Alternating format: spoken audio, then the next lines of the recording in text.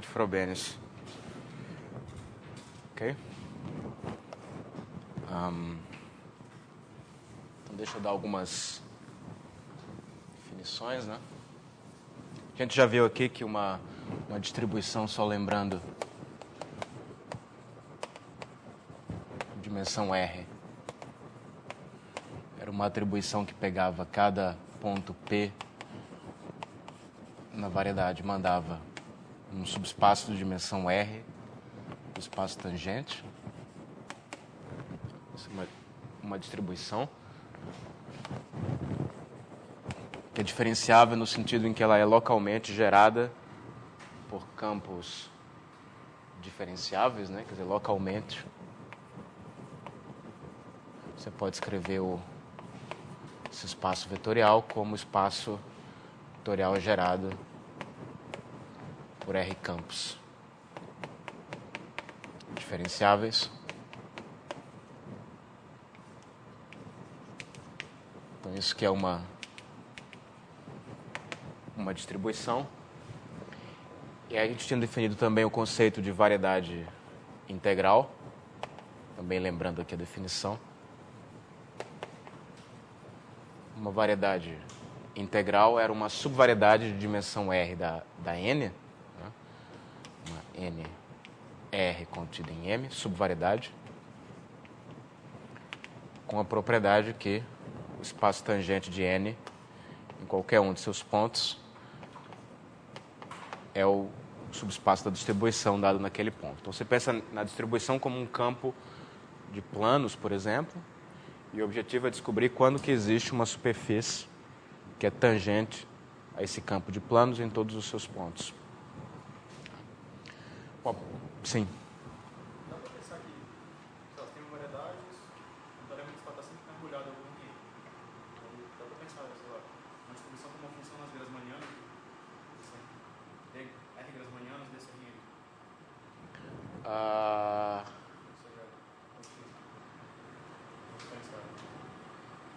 Com algumas restrições, porque você quer que o espaço seja tangente a M, né?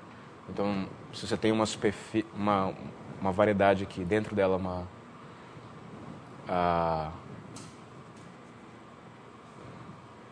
ou seja, você quer pensar na distribuição como uma função que toma valores na Grassmanniana, né? Você pode fazer isso intrinsecamente usando o conceito de Grassmanniana de uma variedade, que é a coleção de todos a Grassmanniana de dimensão R de uma variedade N é a coleção de todos os subespaços de dimensão R tangentes a M. Aí você pode pensar nisso como Grassmanniana. Se você joga no Rn e quer pensar numa Grassmanniana aí você tem que colocar a restrição que o espaço tem que ser tangente ao M, né? Certo. Grassmanniana, em particular, é um exemplo de fibrado em que a fibra não é um espaço vetorial. Acho que mais para frente a gente vai analisar fibrados mais gerais. Então, o primeiro objetivo é encontrar uma condição necessária para que essa variedade integral exista. E aí a ideia é provar a seguinte proposição.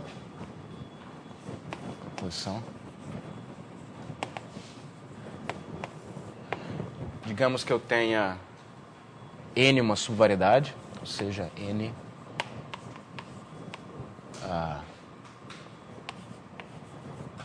uma subvariedade.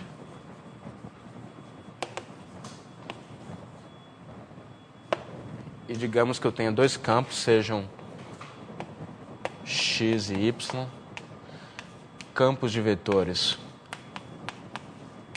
tangentes à variedade maior, com a propriedade que nos pontos da subvariedade N, eles são tangentes a N. X e Y aqui, tais que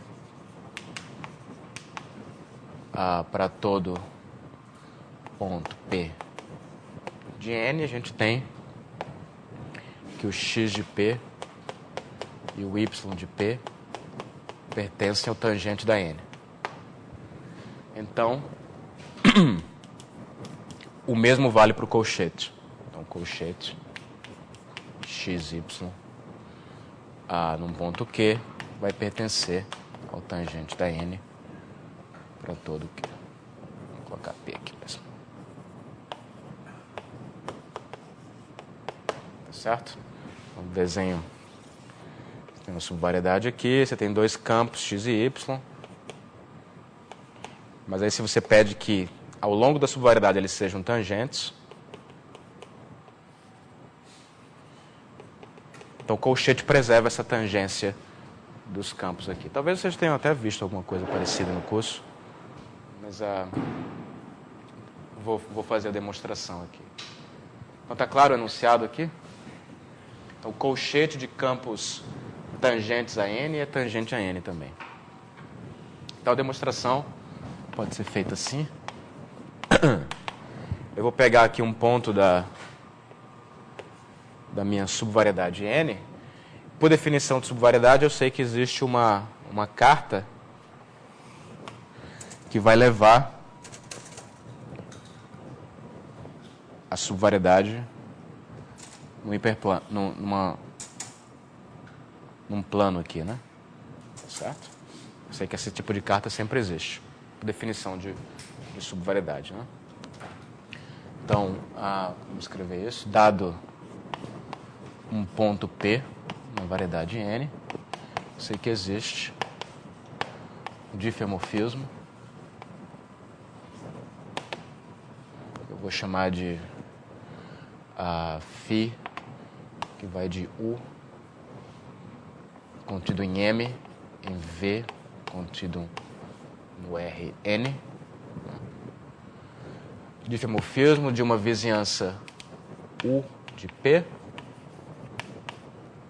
em alguma vizinhança V da origem, por exemplo, tal que a imagem da subvariedade naquele aberto N seja exatamente a interseção do V com o plano, digamos que o V contenha a origem, né? Eu tenho aqui dimensão R, então esse vai ser o plano das coordenadas x1, xr, e esse é o plano das coordenadas xr mais 1, xn. Portanto, a imagem aqui está contida no conjunto dos pontos onde as últimas coordenadas são iguais a zero.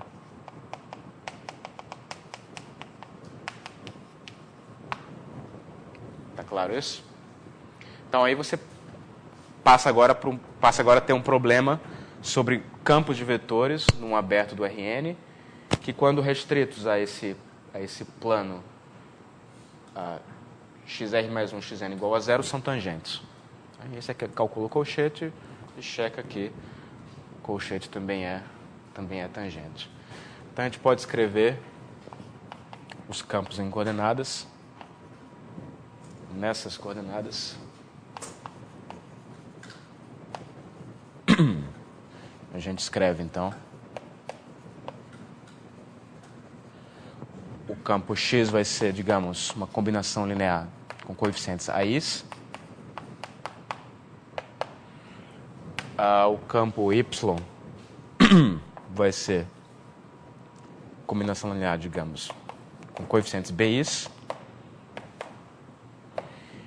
E o campo colchete, a gente sabe escrever a fórmula do colchete, vai ser o quê? Isso aqui também vai ser uma combinação linear, né? AI, BJ, derivada de BJ com relação a XI menos BI, derivada de AJ com relação a XI, tudo isso vezes o d dxj. É certo isso? Essa é a fórmula do colchete. Bom, mas a gente sabe então que os campos x e y são tangentes à subvariedade n, né? Portanto, quando vistos aqui nesse sistema de coordenadas, nesse conjunto aqui amarelo, né? As últimas coordenadas dos campos x e y têm que ser iguais a zero. Porque eles são tangentes aqui subvariedade amarela. Então, como o x e o y são tangentes a n, né? Ao longo de n, é claro.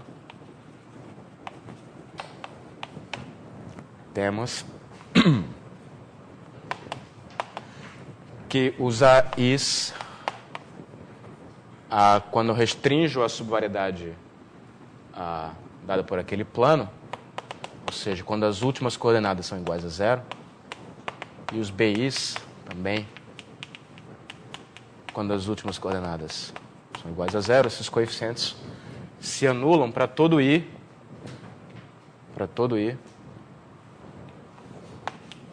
maior que r, né? Certo. Ou seja, naquela subvariedade, o x e o y tem que ser uma combinação linear do d de x1 até o d de xr.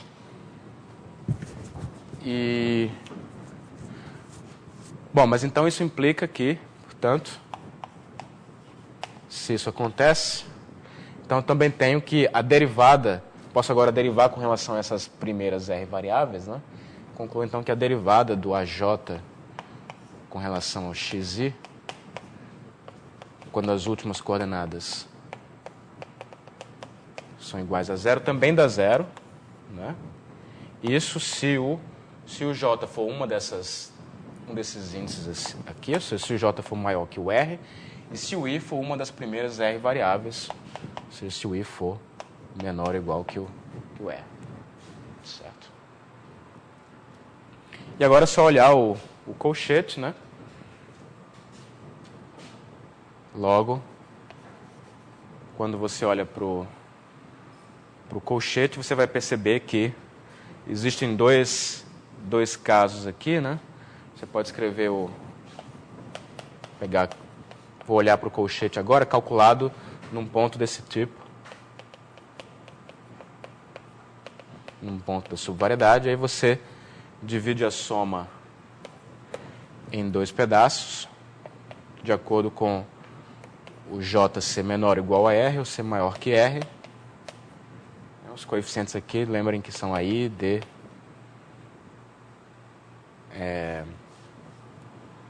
Aqui tem uma soma em I também, né?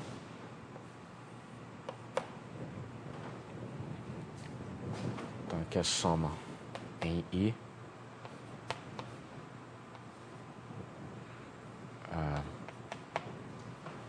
Menos BI.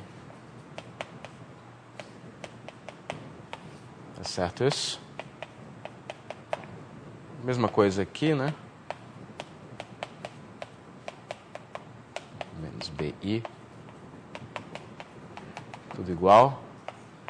Agora é só analisar o que acontece. Será que é isso que eu queria fazer, não?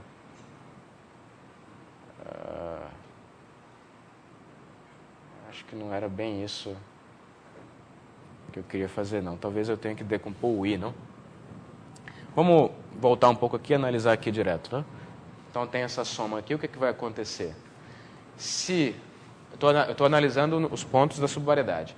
Então, se o I for menor ou igual a R, eu já tenho que, ou melhor, desculpe, se o I for maior que R, né?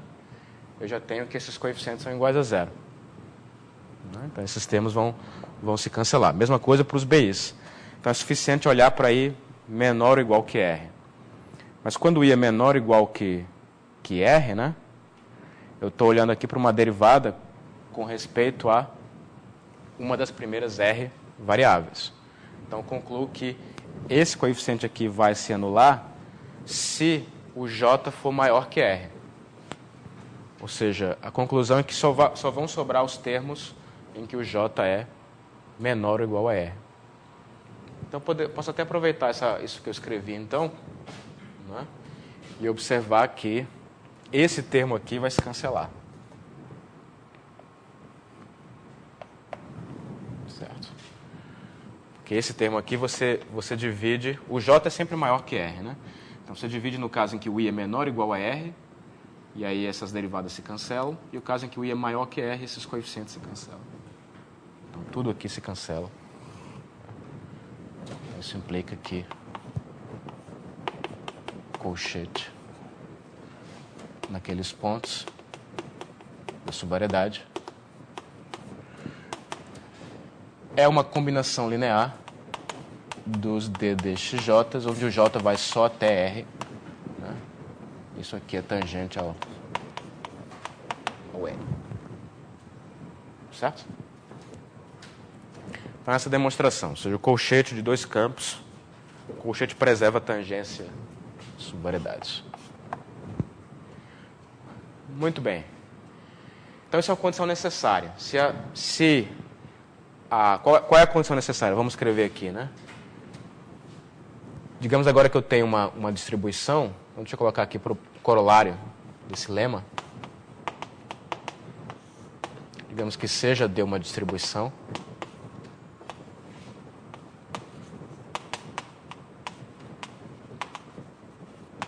R-dimensional. Tá? E suponha que existe uma variedade integral passando pelo ponto P. Suponha que existe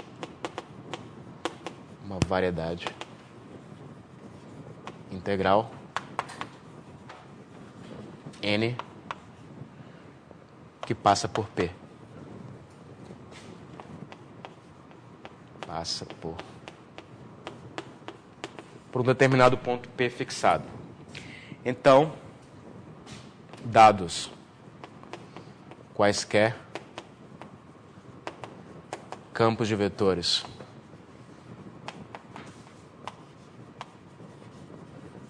x e y que pertencem a D.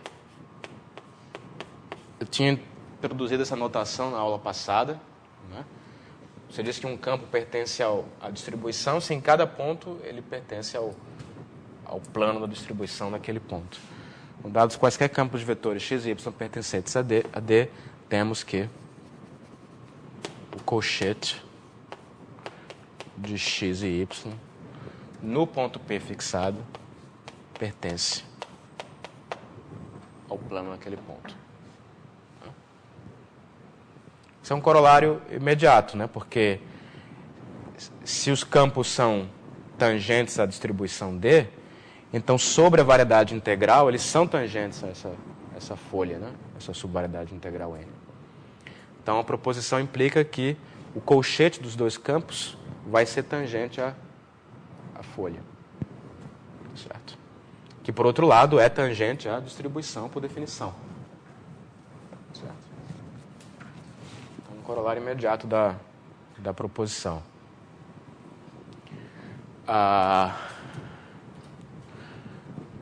Você diz que uma distribuição é involutiva se ela satisfaz essa propriedade em qualquer ponto. Ou seja, definição. Você diz que uma distribuição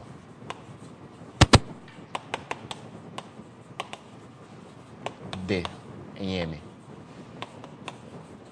é involutiva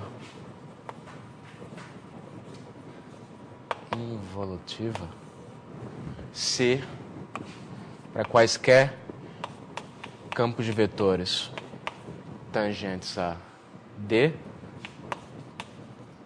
vamos colocar assim, se vale o seguinte, né? Toda vez que você tiver dois campos de vetores tangentes à distribuição, o colchete também é tangente à distribuição.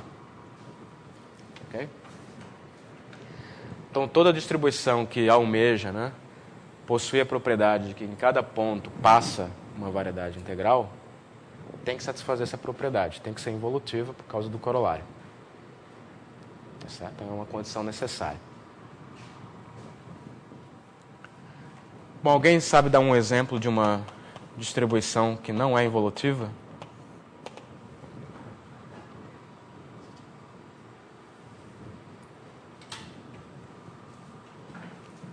O que acontece se a distribuição tiver dimensão 1, né? Vou fazer um exemplo anterior aqui. Digamos que D tem dimensão 1. D é uma distribuição. Então, observação unidimensional, tá certo?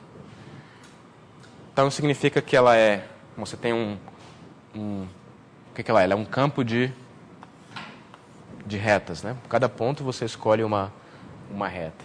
E aí você pode então descrever esse campo de retas por um campo de vetores X.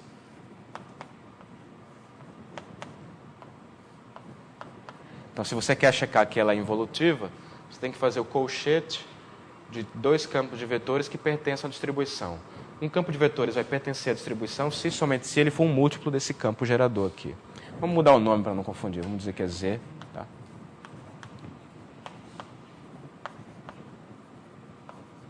Então, você vai testar o colchete para x igual a f vezes z e y igual a g vezes z. Né?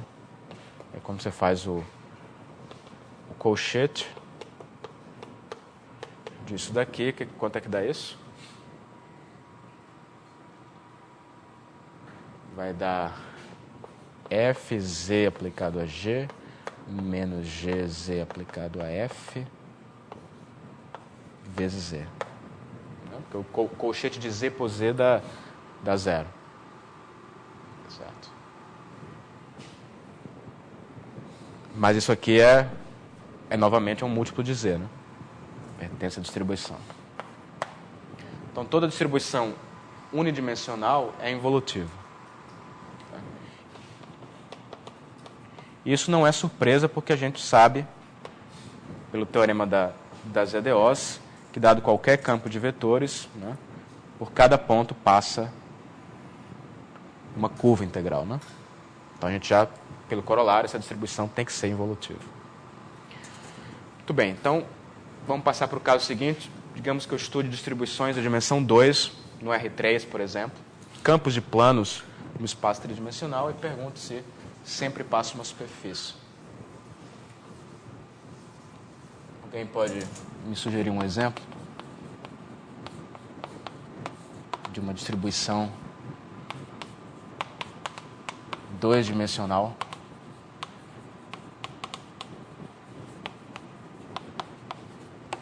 em R3? Interessante.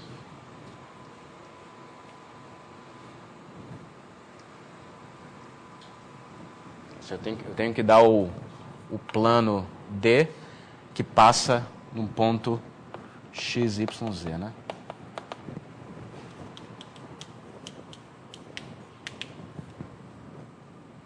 A maneira mais fácil de definir uma distribuição, uma das maneiras mais fáceis, né, de dar uma distribuição é dar os vetores que geram ela. Então, precisa escolher dois campos de vetores. Tá? Então, vou botar isso aqui como o span de dois campos de vetores. E aí, alguma sugestão?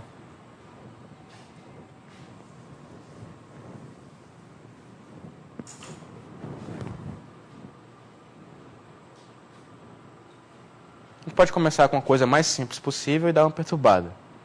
A mais simples possível seria pegar o d de x, d de y. Só que essa aqui é involutiva, né? Porque por cada ponto do R3 tem um plano horizontal que é tangente a essa distribuição. Então a ideia agora é dar uma perturbadazinha nessa distribuição aqui para que ela deixe de ser involutiva. Então, você pode acrescentar aqui no segundo vetor um múltiplo do ddz. Tá? Novamente, se eu deixar o coeficiente constante, isso aqui vai continuar sendo involutivo. Tá? Então, tem que colocar aqui uma função, por exemplo, eu boto a função x, coordenada x. Certo.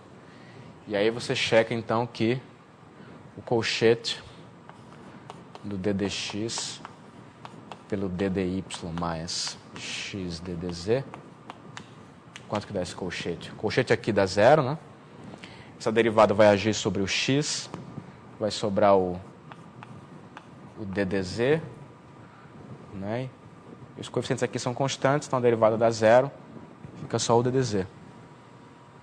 E esse vetor aqui não está, né, no espaço gerado pelo ddx, ddy mais x ddz. certo? Então, esse é um exemplo de uma distribuição que não é involutiva, né? Portanto, D não é involutivo. Geometricamente, esse plano, você pega o plano horizontal e dá uma inclinada nele de acordo com a função x, né? De acordo com a função altura x, você vai dando uma inclinada. Então, esse é um exemplo de um campo de planos no R3 que não tem em nenhum ponto você consegue encontrar uma superfície que é sempre tangente aos planos. Ok? Alguma pergunta aí?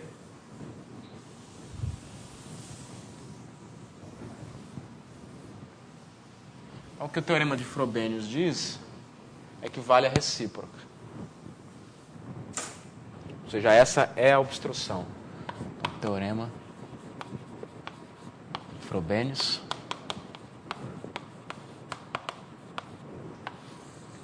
ele diz que seja... Deixa eu pensar aqui como é que eu vou... Seja D uma distribuição. Vou colocar de maneira mais sintética aqui. Toda distribuição involutiva é completamente integrável.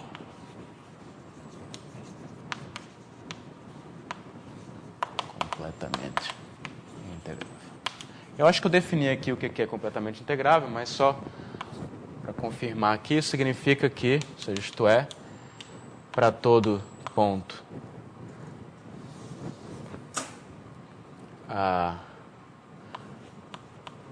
por todo ponto de M passa uma variedade integral. Ok?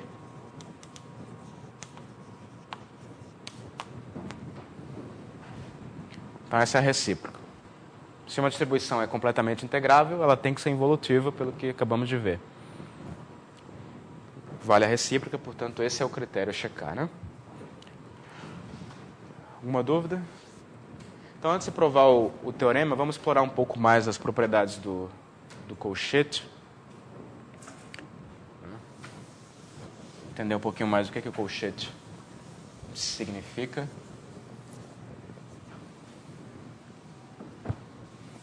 Então, é útil usar o seguinte lema, né? Deixa eu ter certeza que eu escrevo as coisas de maneira correta.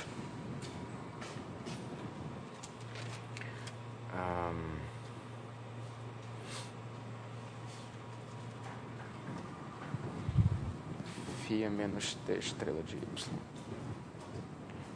O colchete de dois campos pode ser calculado assim, né? Ele é o limite, quando t tende a zero, de φ menos t estrela de y menos y dividido por t, onde o φt é o fluxo gerado pelo campo x. Fluxo.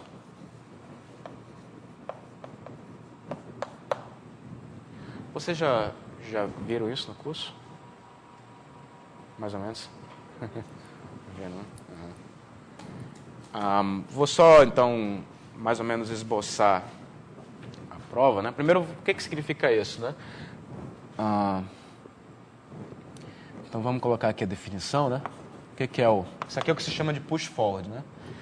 Se você tem um difeomorfismo F, digamos que F é um dífeo e X é um campo de vetores.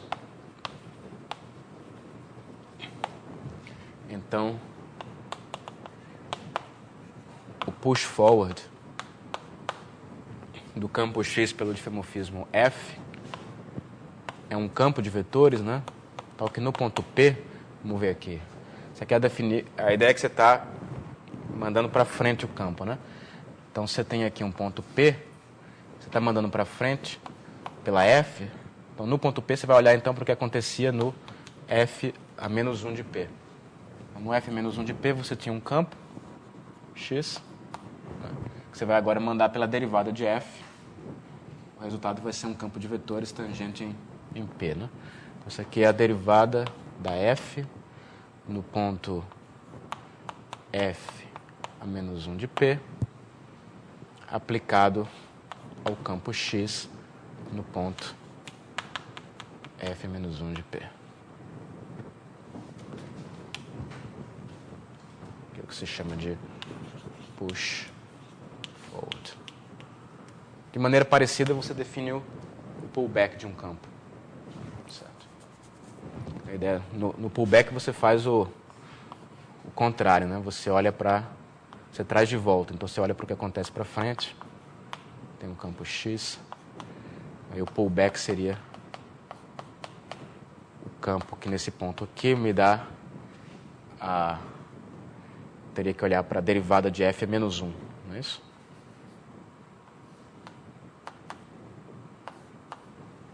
No ponto F de P, aplicado ao X em F de P.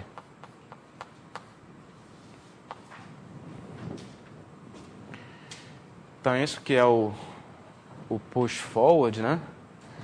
E uma maneira de checar essa fórmula aqui é lembrar que um campo é uma derivação que age sobre funções. Então, você olha para o que acontece quando você aplica esse campo de vetores a uma função f aqui. Vamos ver se a gente consegue fazer isso. Ou seja,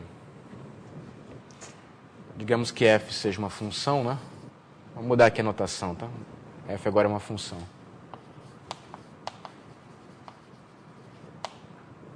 Função de classe infinito. Como é que eu posso escrever a ação desse campo aqui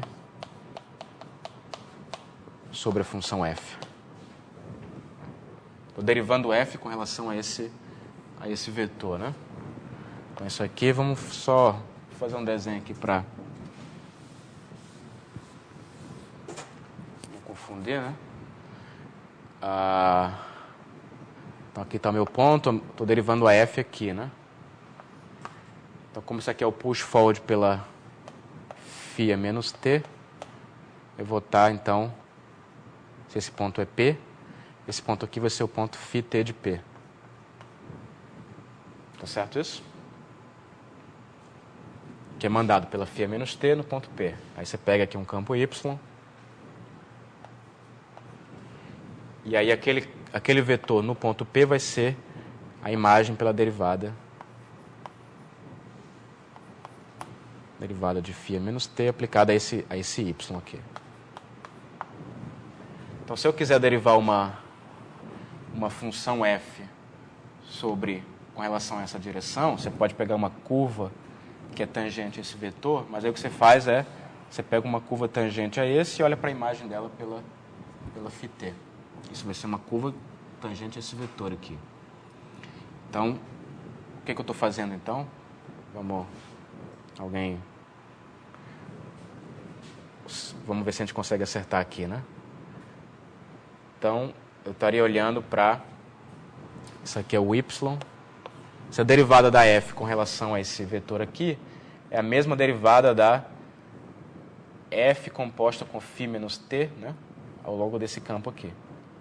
Então, o y vai aplicar no f composto com φ menos t. Mas aí você tem que lembrar que quando você faz isso aqui formalmente é uma função definida na vizinhança desse ponto aqui embaixo. E você queria obter uma função definida nesse ponto aqui em cima, né? Então, você tem que aplicar o φt, né?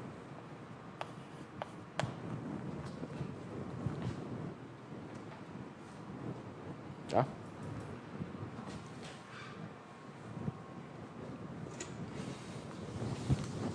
Só usando a definição de derivada de uma aplicação, que é aquela transformação que pega o vetor tangente de uma curva e manda no vetor tangente da curva imagem. Só isso que eu estou usando e tendo cuidado aqui com os domínios dos objetos. Então, quando você faz esse limite aqui, quando t, vamos colocar primeiro aqui assim, né? Se eu pegar esse vetor e aplicar a uma função f, eu posso escrever isso assim. Esse cara aplicado a f é dado por aquela expressão ali. Certo isso? Menos y de f. E agora, o que eu faço?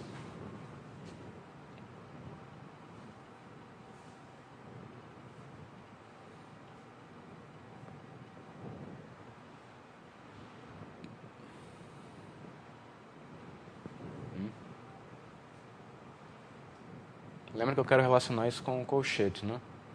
Só fazer uma observação. Quando eu estou tomando esse limite aqui, esses vetores são vetores no mesmo ponto P, tá? Então, isso aqui é um limite usual de vetores num espaço vetorial. Tá? Tudo calculado no mesmo ponto. Bom, aqui você pode introduzir um termo aqui para ajudar a interpretar isso. O que você pode fazer é subtrair, por exemplo, o y de f composto com φt, e aí você soma de volta.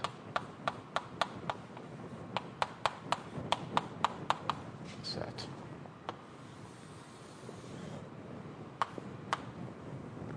Ok? E aí, na hora que você tomar o limite, agora você tem que só analisar o que acontece quando você toma o limite.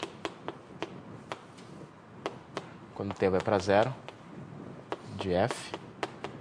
Você vai olhar então para essa primeira parcela aqui, né, dividida por t. O que você percebe é que se eu pegar o f composto com φ menos t, menos f dividido por t, tomar o limite disso, quando t vai para zero, quanto que dá isso aqui?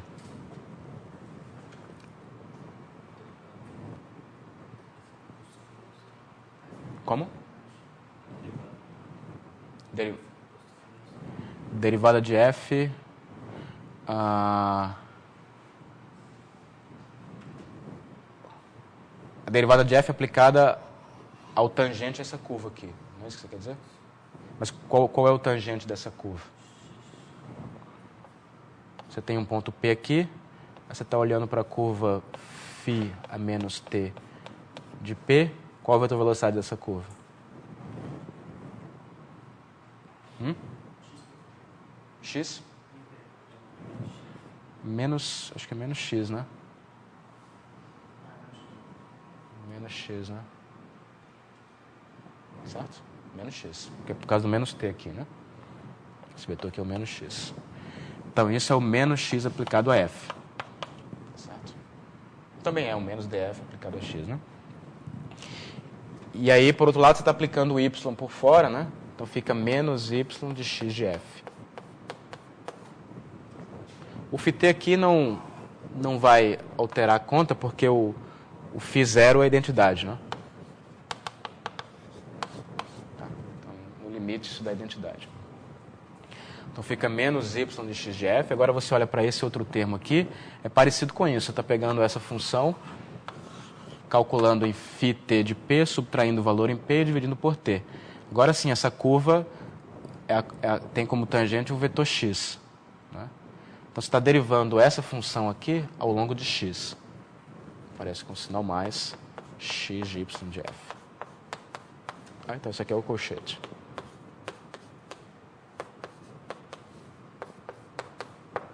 Ok? Então, o colchete pode ser visto como esse limite aqui. Né?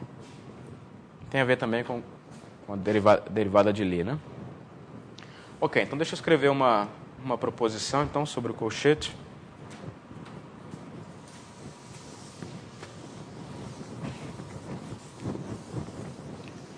Uma proposição que vai usar aquela fórmula ali. Uma proposição diz que são equivalentes as seguintes afirmações. A primeira afirmação é que o colchete é zero. A segunda afirmação é que o campo Y é invariante pelo fluxo do X. Certo? Significa dizer que o push forward pelo fluxo de X do Y é o próprio Y. E terceiro, que os fluxos comutam. Φt composto com ψs é igual a ψs composto com Φt para todos os S e T, onde isso estiver definido. Aqui, claro que o Φt e o ψs são os fluxos de X e Y, respectivamente, né?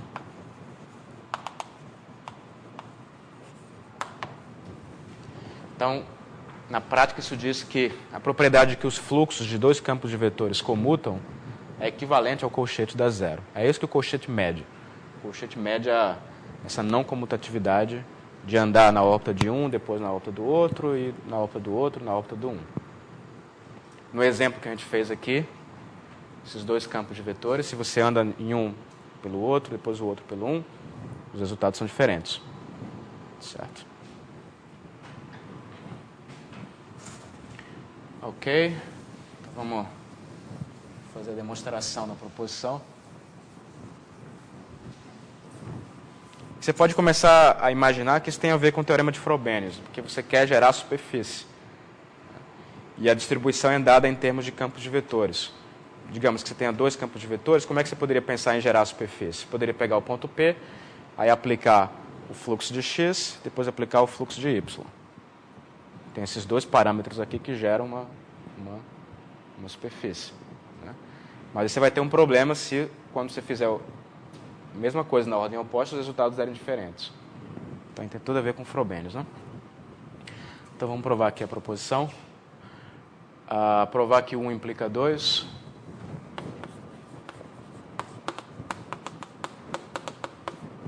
Com que 1 implica 2... Você tem esse campo de vetores aqui na variedade, basta mostrar que a derivada dele é zero. Porque o φ0 é a identidade. Né?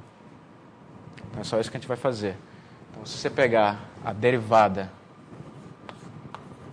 no tempo t igual a t0 desse vetor aqui,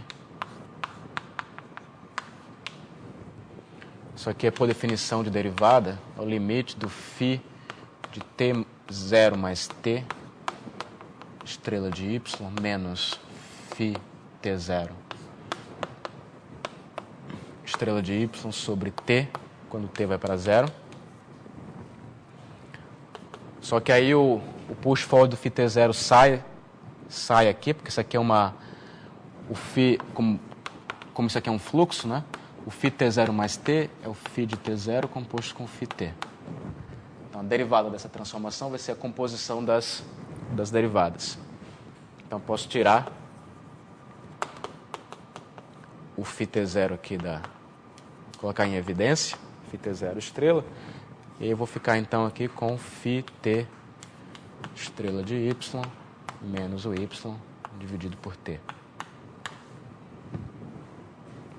Mas eu olho a definição, a fórmula para o colchete que a gente acabou de derivar. A única diferença é que aparece um sinal de menos aqui, né? Então, esse limite aqui é exatamente o colchete do menos... É menos o colchete, né?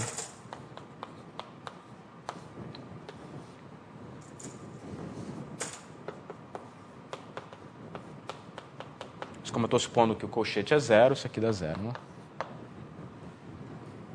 Certo?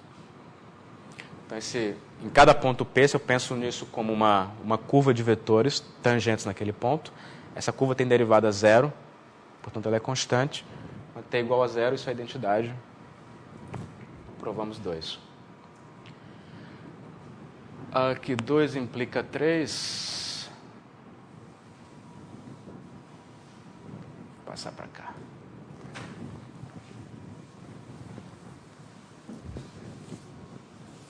Dois implica 3.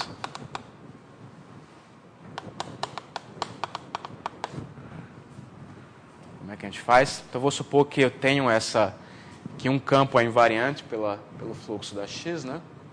E quero provar que os fluxos comutam.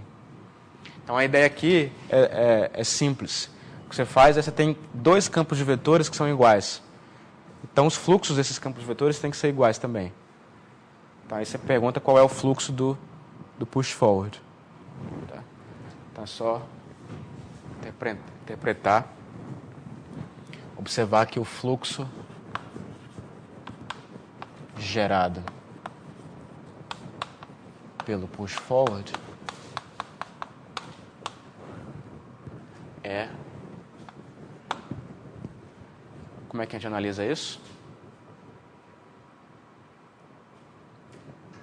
Vamos fazer o desenho aqui, né?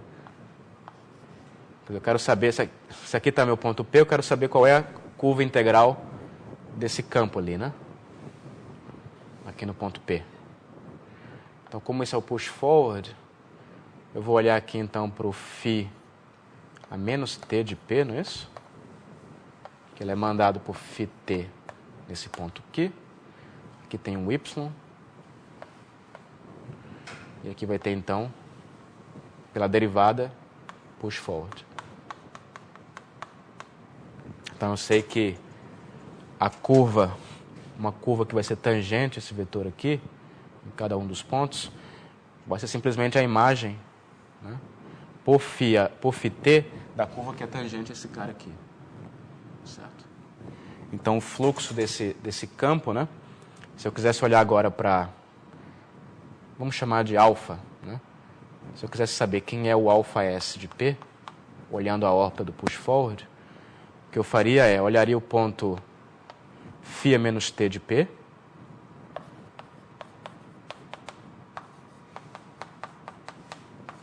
aí eu ando aqui agora tempo S ao longo do fluxo do Y, que eu chamei de psi, né? Vou chegar aqui, depois eu aplico φt de novo. Então o fluxo daquele push forward é φt psi s φ menos t. Isso aqui, φ t psi s φ menos t em S. Então, como a gente está supondo que esse é exatamente o mesmo campo que o campo Y, temos que aquele fluxo ali tem que ser o fluxo do Y. Ou seja, tem que ser igual ao psi s. E aí acabou, né? Só aplicar o φt de um lado aqui.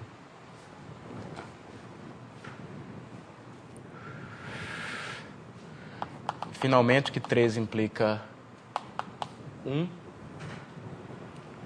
Também vai ser simples, né? Que 3 implica 1, bom, você está supondo que os fluxos comutam. Então, em particular, você tem essa identidade. Está supondo que o φt composto com psi s é igual a psi s composto com φ menos t. Então, isso implica que esses fluxos são iguais a φt, isso, obrigado. Φ menos t é igual a psi s. E aí, o que eu posso, então, afirmar agora?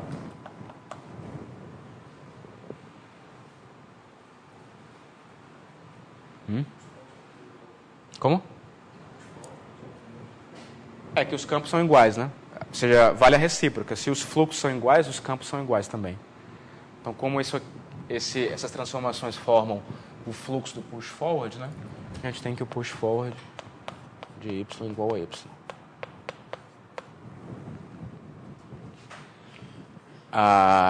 E aí significa que posso derivar, né?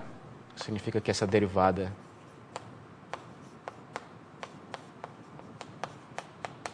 é zero, só que essa derivada aqui, a menos do sinal, né? É o colchete.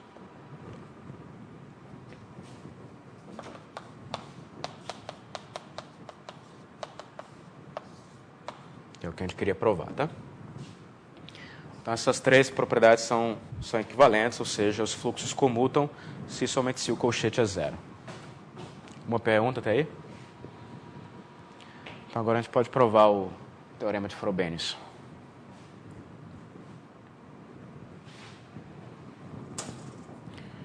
Ok. Então vamos provar o teorema de Frobenius.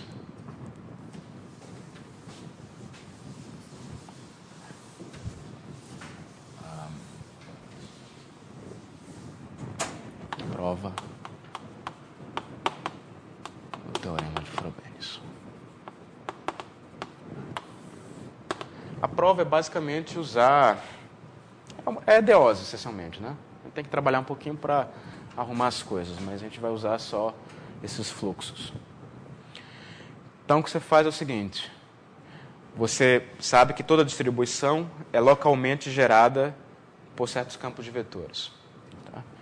Então, dado um ponto P em M, né? Lembra o enunciado, né? Estou supondo que a minha distribuição é involutiva. Quero provar que por todo ponto passa uma variedade integral. Então, eu pego um ponto P qualquer, seja P um ponto de M. Então, eu sei que existe um aberto U contendo P.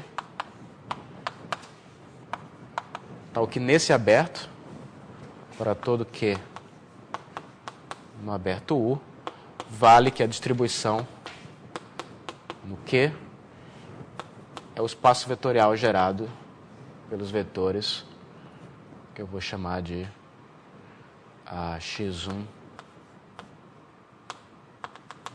xr.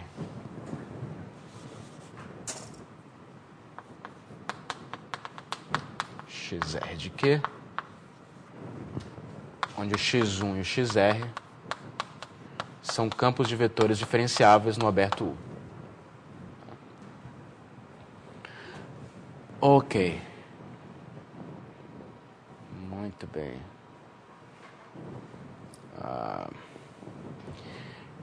Bom, posso supor também que esse aberto é um aberto coordenado. Isso aqui é que vem de uma carta, né? Coordenado. Então, posso escrever esses campos de vetores que geram uma distribuição em termos dos campos canônicos do sistema de coordenadas. Então, escrevemos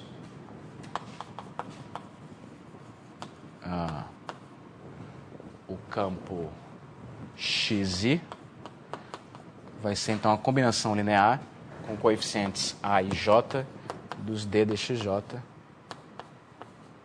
onde o J aqui varia de 1 a N, que é a dimensão da variedade. E o I varia de 1 a R, né? Tá certo? Agora, como eles... Isso me dá uma matriz R por N, né? Como esses vetores aqui são linearmente independentes, né? Eles têm que gerar um espaço vetorial de dimensão R, né? Eu sei que essa matriz R por N aí vai ter posto R. Então, se eu olhar para essa matriz aqui, R por N, matriz dos coeficientes A e J, eu posso, mudando a ordem, mudando as letras aqui, os índices das variáveis, eu posso supor que o pedaço aqui, R por R, é invertível. Então, reordenando as variáveis, né? Se necessário, podemos supor que o determinante da matriz A, onde eu estou olhando agora só o pedaço R por R, é diferente de zero. Então, ela tem uma inversa. Quer dizer, qual é a dificuldade aqui, né? A dificuldade é que, por enquanto, eu só sei que o colchete de dois desses campos vai ser uma combinação linear, novamente, desses campos. Porque a minha hipótese é que a distribuição é involutiva, ou seja, o colchete de campos tangentes é tangente. Mas isso não significa que esse colchete dá zero. Então, um truque é encontrar uma maneira de trocar a base por outra que tenha colchete zero. Certo? E a gente vai fazer isso olhando para a inversa dessa matriz. Então, a gente chama a inversa de B. Ou seja, B e J, a matriz inversa da matriz A. e J em cada ponto. Tudo isso é local, né? Quer dizer, quando eu faço esse ordenamento aqui, eu tenho que diminuir talvez um pouquinho a vizinhança. Se o determinante é diferente de zero num ponto, ele vai ser diferente de zero numa vizinhança pequenininha em torno daquele ponto. Vou chamar essa vizinhança de V.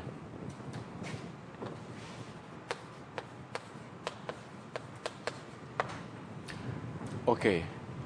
Então aí a gente define uma nova base. Definimos o y vai ser a combinação linear dos b e j, xj. J de 1 a R. Vamos ver se isso aqui funciona. Quando você escreve a definição a fórmula para o xj, né? Isso aqui era a combinação linear de AJK D dxk, onde o K varia de 1 a N. Não era? Mas então o que eu tenho aqui é um produto de matrizes, né? Isso aqui eu posso escrever como... Primeiro eu pego o pedaço até o R, quando o K vai de 1 a R. E aí eu fico então com essa soma em J de 1 a R também, de B e J a JK, D dxk. E eu tenho um outro pedaço aí, que vai do R mais 1 ao N. Esse pedaço aqui não me interessa. Certo? Não me interessa. Vou chamar de C e K. O que me interessa é que agora eu estou com um produto matricial de B por A, que é a identidade. Logo, aquela expressão se simplifica. Eu fico, então, que, portanto, os y's são iguais ao D dxy, que é o que sobra daqui, né? Isso aqui vai ser a matriz de identidade. É o delta de Kronecker, delta I, K. Então só sobra o D dxy, mais uma combinação linear dos últimos vetores.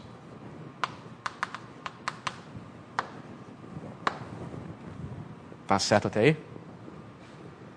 Então, como os y's, né, são obtidos a partir do x por uma matriz invertível, eles também são uma base da distribuição.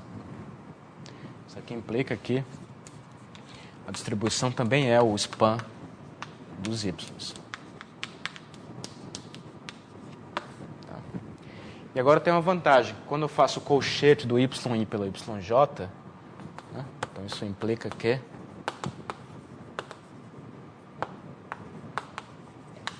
colchete do yj, o que eu posso falar sobre isso?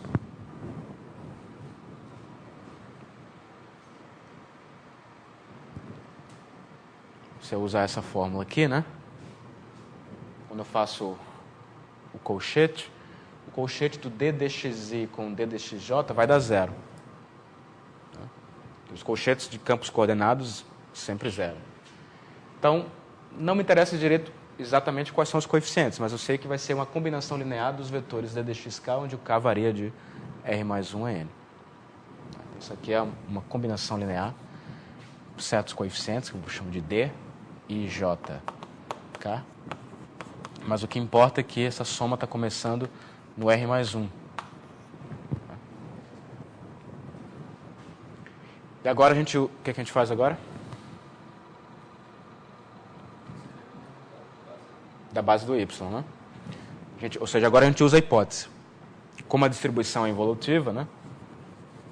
Como D é involutiva, a gente sabe que podemos escrever esses colchetes como uma combinação linear dos y's. Talvez com um outro coeficiente aqui.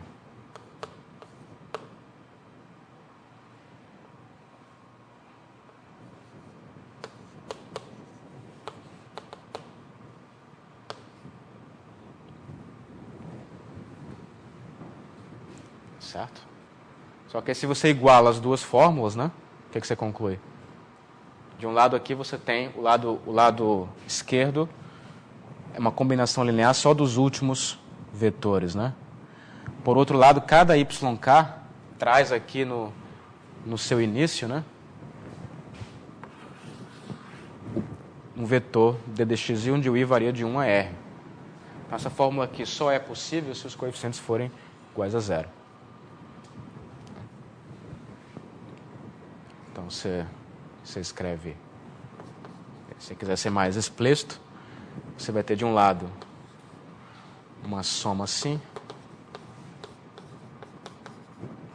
k a partir do r mais 1. Do outro lado, você vai ter o k de 1 a r de uma coisa que aparece aqui o ddxi, e mais uma soma aqui a partir do r mais 1. Mas aí se você iguala os coeficientes dos ddxis para i de 1 a r, né? Que é k, né? Você vai ver que os coeficientes têm que ser iguais a zero.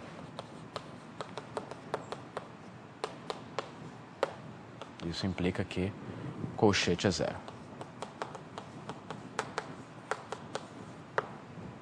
Então, isso é um truque para passar de uma base qualquer para uma base de campos comutativos, usando que a distribuição é involutiva. Ok, então, sem perda de generalidade, eu posso supor que os campos agora são comutativos.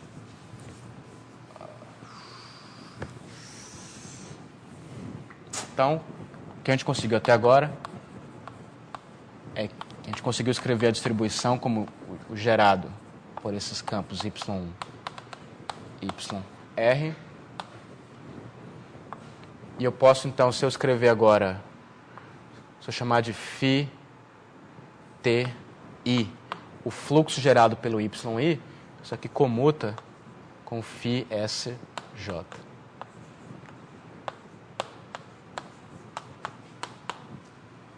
Para todos ij de 1 a r, todos os s e t, onde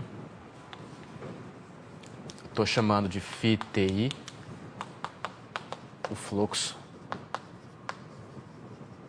gerado pelo yi. Tá certo?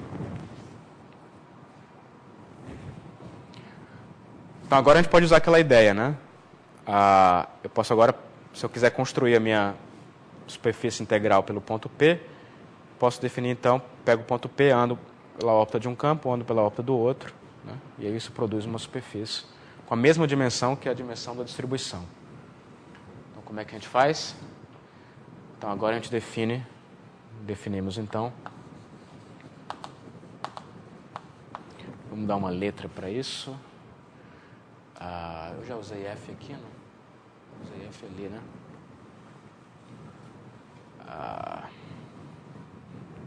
Sei lá. H.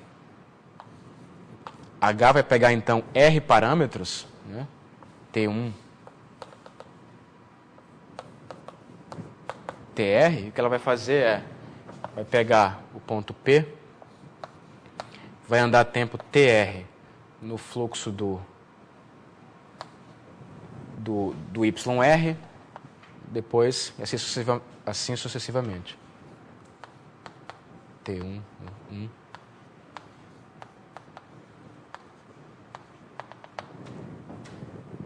Certo. Então, é isso que ele está fazendo. Está aqui o ponto P, você anda de um lado aqui, depois anda no outro. E aí não interessa a ordem, porque se você andar primeiro no outro campo e depois no primeiro, você volta no mesmo cara. Exato. Então, essa é uma aplicação que está definida para tempos que estão muito, muito próximos da origem e que toma valores na variedade. Certo? Ou seja, o H está definido num disco, né? Não é boa essa notação, não. Uma bola de dimensão R, né? De raio epsilon aqui na origem, na variedade. É diferenciável. E você tem que... O H manda a origem no ponto P. O ponto P está na imagem dessa aplicação, né? E aí você checa que ela é uma imensão. Porque você pode calcular a derivada dela. Então, o que acontece se eu pegar a... Quem que seria, então, assim,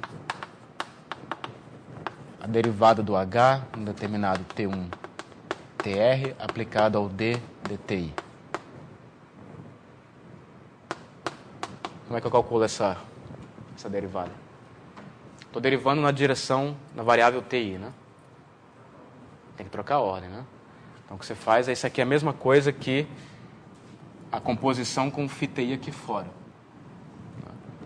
Então, isso aqui é a derivada com respeito ao TI, né?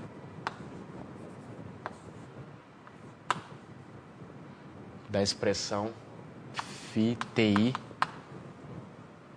I, né? E eu boto o resto aqui.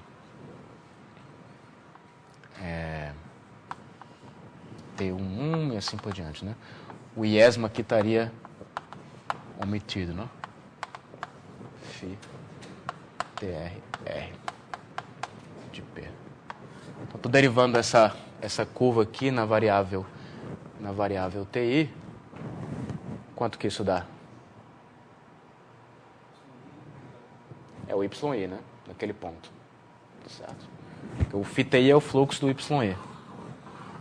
Certo? Lembrem que se eu pegar φ T de P e derivar isso com respeito a T, isso é exatamente o campo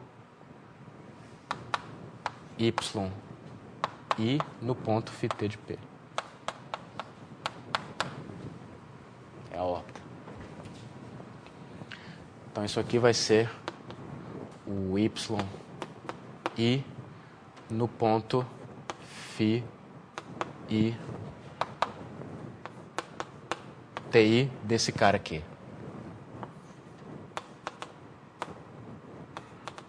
Aqui o iesmo está omitido. Mas aí é claro que eu posso jogar esse cara de volta para cá, porque tudo comuta, né?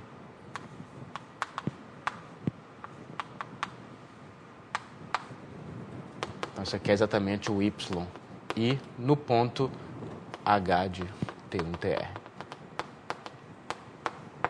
Certo. Então, isso significa que se eu olho aqui está o T1, né? Aqui está o TR. E aqui eu tenho a minha H na variedade.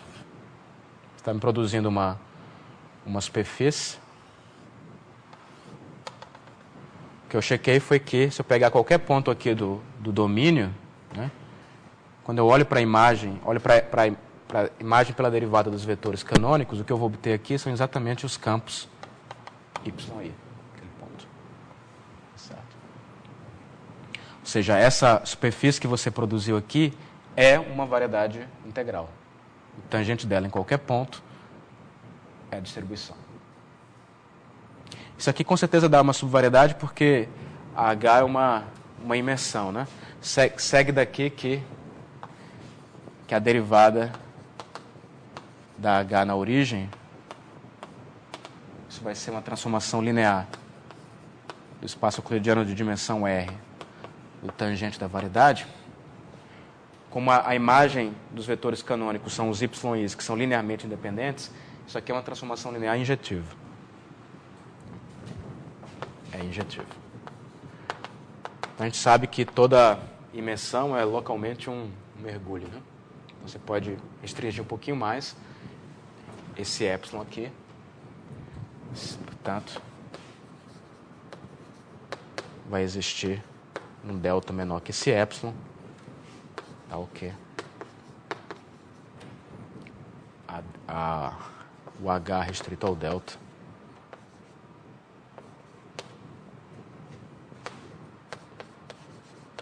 É um mergulho. Em particular, a imagem, né, esse cara aqui é uma subvariedade.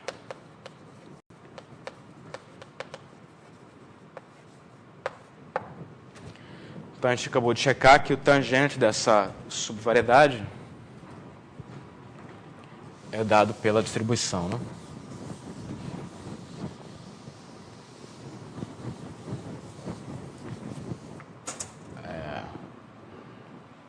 Então, como a gente acabou de provar que o tangente dessa subvariedade, né, no H de T1 TR é o span.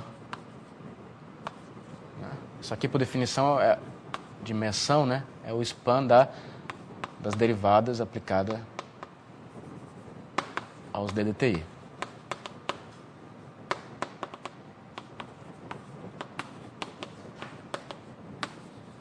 Só que isso é exatamente o span do Y1, YR, que é a distribuição naquele ponto.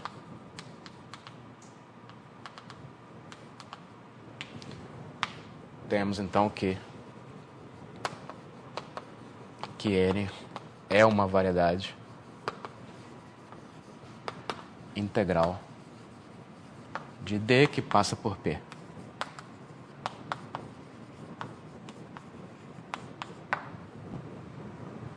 Tá certo?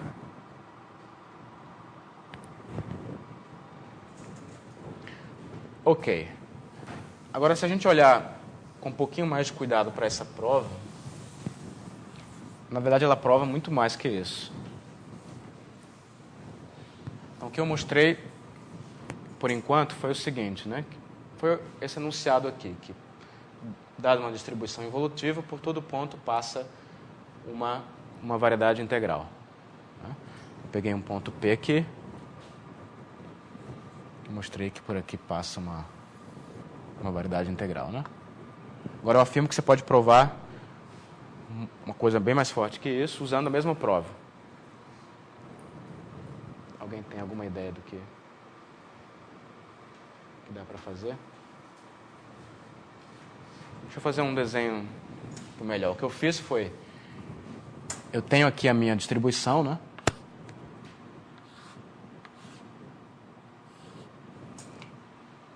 E aí o que eu fiz foi, para cada ponto P, eu construí uma aplicação que vai de uma bola aqui no espaço dimensão R, né? Que é a H, que vai me mandar essa bola aqui, em torno da origem, né? Numa subvariedade integral pelo P, né?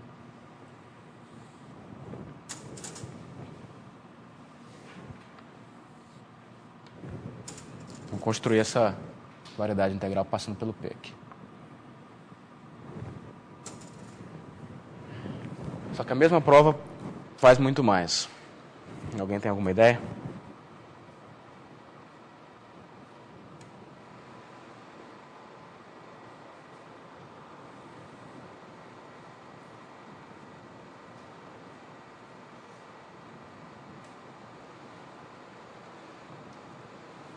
Eu gerei... Sim. Como? Isso vai sair como corolário, sim, está na direção correta que você está falando. Ou seja, a ideia é pegar as outras subvariedades, né? Então, a resposta para a minha pergunta, que tem a ver com o que você falou, é que eu gerei a variedade integral que passa pelo ponto P. Mas com o mesma H, eu consigo gerar a variedade integral que passa por todos os pontos aqui. E aí, portanto, eu posso colecionar tudo isso numa mesma H. Eu posso aplicar o fluxo no ponto P, e aí eu gero essa subvariedade aqui, ou eu posso aplicar o fluxo num ponto P' aqui, um pouquinho em cima, e vai gerar também uma variedade que passa por lá. Tá certo? Então, o que eu posso fazer é o seguinte, posso usar o conceito de seção transversal. Então, o que você faz é o seguinte, você tem aqui o ponto P, você tem um espaço vetorial de dimensão R, né?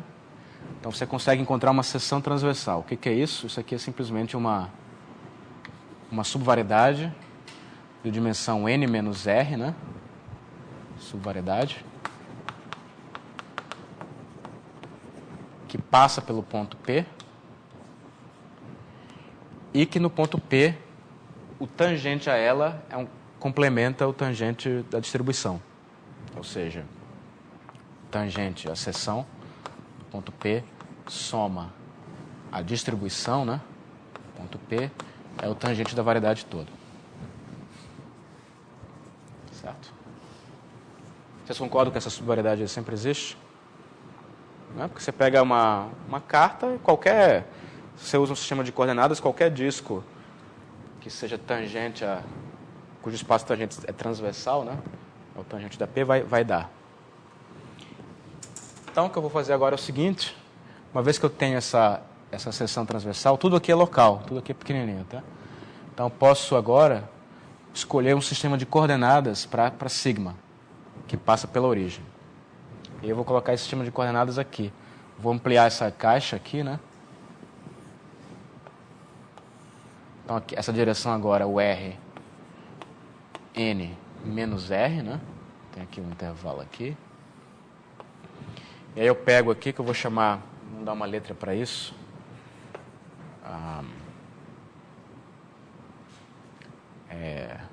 Alfa, talvez, não sei. Alfa. Uma aplicação que vai, então, desse disco aqui, de raio muito pequeno, dimensão N menos R, em sigma. Um sistema de uma carta. Certo? Em que o alfa de 0 é o P. Então, agora, cada ponto aqui da seção transversal vai corresponder a um ponto aqui nesse espaço. Então, o que você faz agora é definir H da seguinte forma. Agora, H vai ser definição. A H agora vai ser uma função de n parâmetros. Você vai ter o T1, TR, mas também tem o TR mais 1 e o TN. Então, a ideia é que essas últimas coordenadas aqui vão me identificar um ponto da seção. E as primeiras R vão me identificar o fluxo. Certo? Então, você faz, então, eu vou aplicar o fluxo φ T1 de 1, φ TR de R. Vou aplicar o fluxo a um ponto aqui que talvez não seja o P, mas ele é um P' próximo de P, que é o ponto que nessa carta aqui tem essas coordenadas, que é o alfa de TR mais 1, TN. Certo? E aí, se você define essa H, a mesma prova te diz que, dado qualquer distribuição involutiva e dado qualquer ponto P, você consegue um sistema de coordenadas em torno de P que vai mandar, você escreve o domínio como um produto, e esse sistema de coordenadas vai mandar esses planos aqui nas folhas.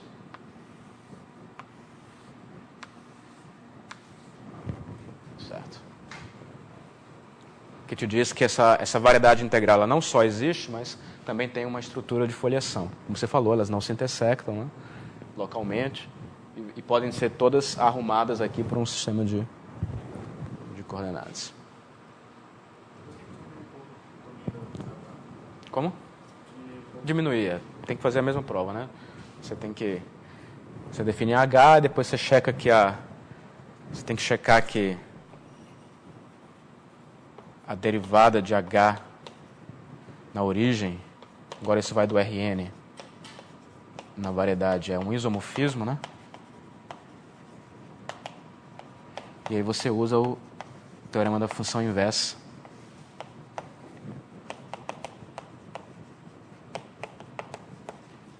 Que vai permitir diminuir o domínio da H para que ela seja um diffeomorfismo de fato. Certo? Então vamos só terminar escrevendo isso. Então não só passa por todo ponto uma variedade integral, mas eu posso escrever muito mais ainda.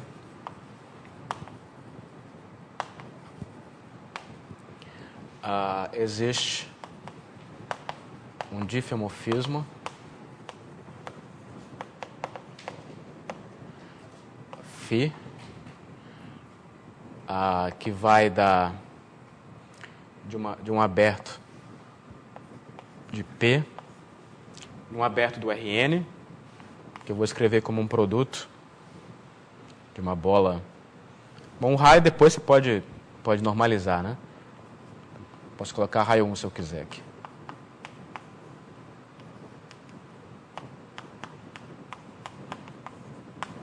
Então, existe um difeomorfismo, tal que,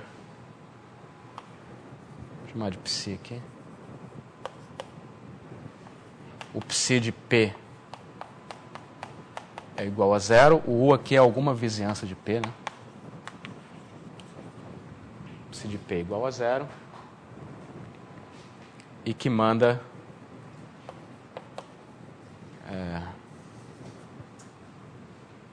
e tal que, quando você olha para a pré-imagem dos planos, né? Como é que seriam esses planos aqui?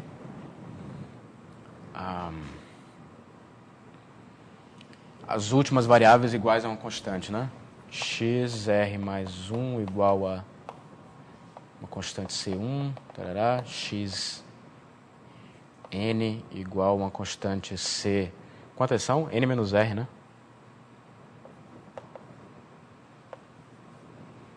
Então, que isso aqui é variedade integral.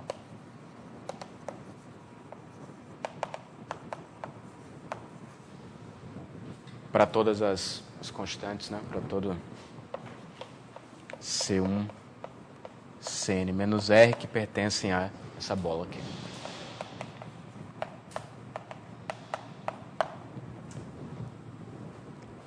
Certo? Então, na prática, o que está dizendo é que toda distribuição evolutiva tem associada a ela uma foliação local.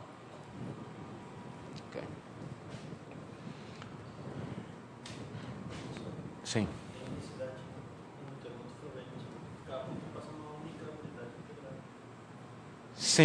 Sim. É única. Como é que a gente pode ver isso aqui?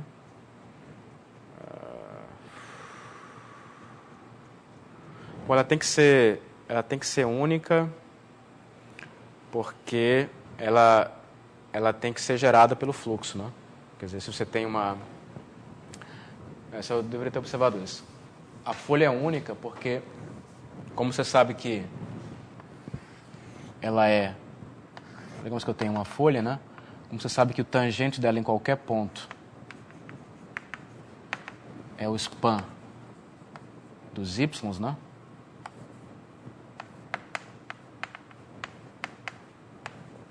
Naquele ponto. Então, isso significa que os campos y ao longo dessa subvariedade são campos tangentes a ela. Então, quando você resolve a EDO do y, essa órbita tem que estar contida nela. Então, toda folha tem que ser dada por essa aplicação aqui. Certo? Ou seja, segue da unicidade de EDOs usuais. Mais alguma pergunta? Então, tá bom. Então, a gente continua na próxima aula. Na próxima aula, talvez eu traga alguns exercícios. É bom vocês irem fazendo os exercícios do Morita. Uma pena que eles já estão resolvidos, né? Pelo menos alguma ideia ele dá, né?